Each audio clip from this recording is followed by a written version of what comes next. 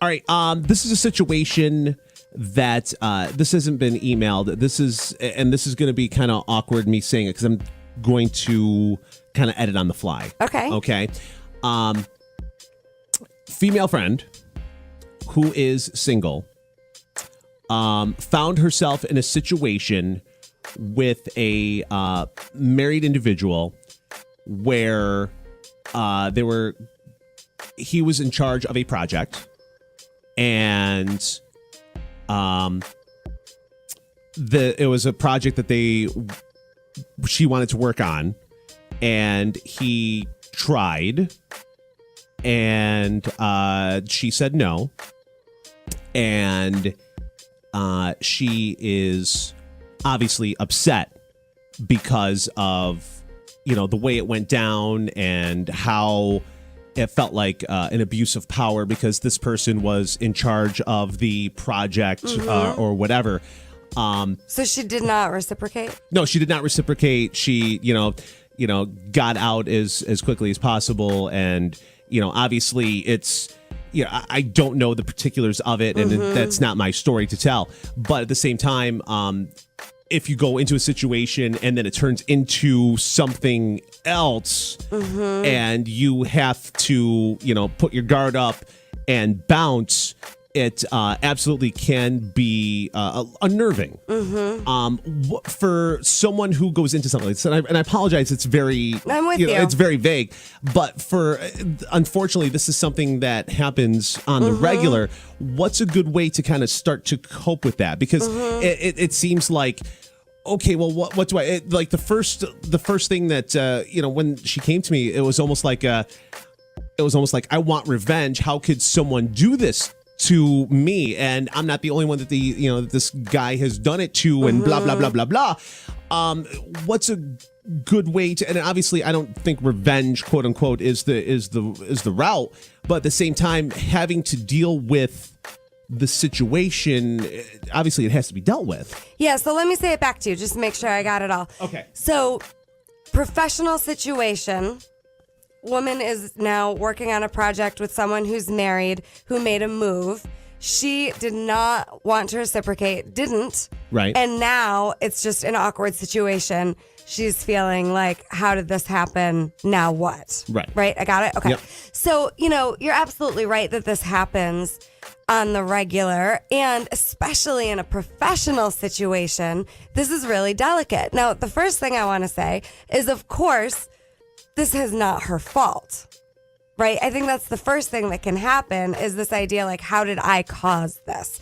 You didn't. Right. However, there is probably a reason why it's happening to you. Anything that's happening that catches us off guard, that is maybe happening out of the blue, so to speak, I want you to consider that there's a reason why it's happening. I know this is cliche, there's a reason for everything, but I'm just wanting you to consider that this is an opportunity for you to really look at, okay, where do I use my voice? Where do I not? Where do I stand up for myself? Where do I not?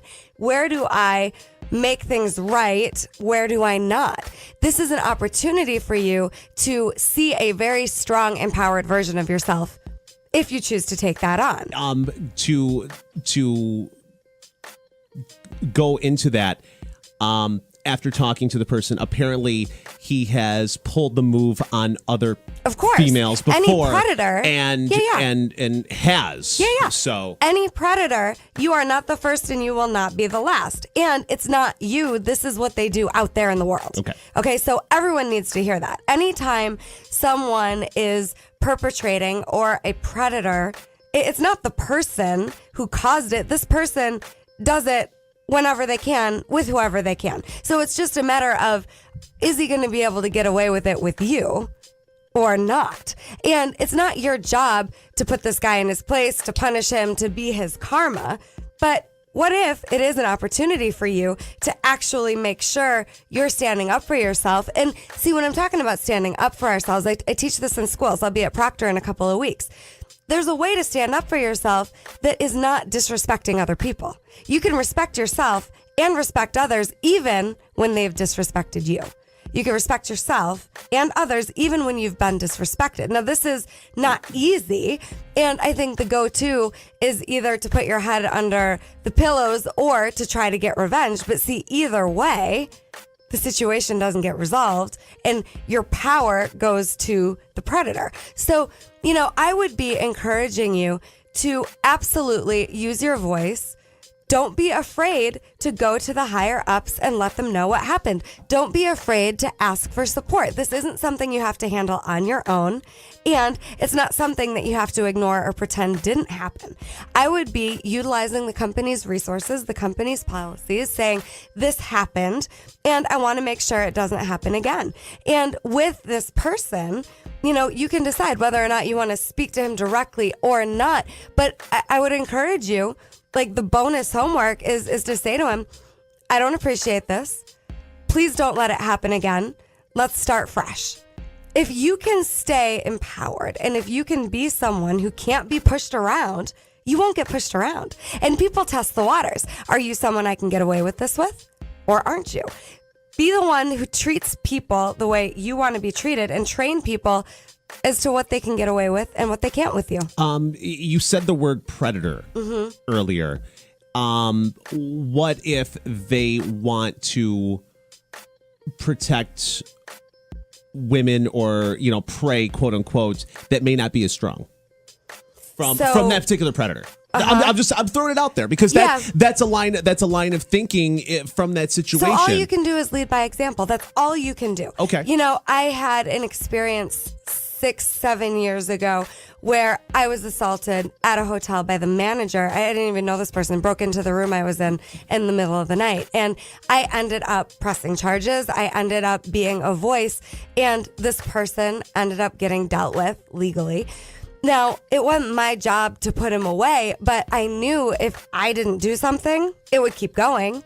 And all I can do is make sure that in 5 years, in 10 years, I can live with the choices I made. If I didn't speak up, and I didn't want to, I had a 3-year-old at home.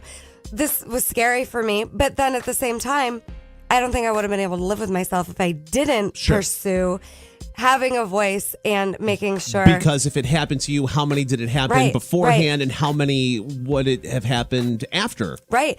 And, here's the thing. You can't save anybody who doesn't want to be saved. It's about put that oxygen mask on you first. Other women, they're going to have an opportunity to stand up for themselves or not, just like you. And I think that can be a distraction. Focusing on, these women who it's happened to, let me save them.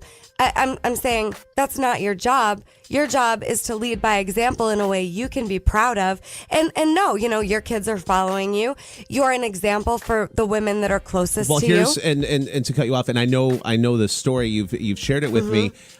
You handled your business, and because of your strength, a lot of other women from that it's happened to came forward and ended up pressing charges against the same person. Right. And you didn't go seeking them out. They drew strength from your individual strength. I want to make sure I make that point because that's very, very, that's crucial to this. Yeah, no, and you're absolutely right. Sometimes it just takes one person being brave enough to speak up, and then others will follow. And, I don't take credit for anyone else coming out, but I can be proud of myself that at least I know I stood up. And you can do that too. You can absolutely use your voice. But again, it doesn't have to be in that I want revenge, let me crucify you energy, because that just gives more power to the situation in a very negative way. It's about, I'm going to do what's right. It's about taking right action. And if you're not feeling strong enough, brave enough to speak up on your own, get support. Find a therapist, find a coach. Just make sure you're talking about it with someone. Otherwise, you can guarantee this pattern will continue. And unfortunately, like for me, I had plenty of warning signs prior to this incident that I'm sharing today. I didn't listen. It got louder until it was so loud I couldn't ignore it. And I promise you, lessons repeat until you get the lesson. You are not the cause of the situation. It is not your fault. And yet you have an opportunity to potentially break a pattern and learn to stand up for yourself in a way that's respecting you and the world. And being an example of possibility. Local life coach Rebecca Silence, inspiredresultscoach.com. If you have a story, if you have a situation, go to cnykiss.com. Tell us your story confidentially and let her handle it on the air next Tuesday. All right, cnykiss.com. And of course, businesses, individuals, couples, families, groups, inspiredresultscoach.com. Great job. Thanks, everyone. Have a great week. We're going to break, come back. Big Pop and Ben on Kiss FM.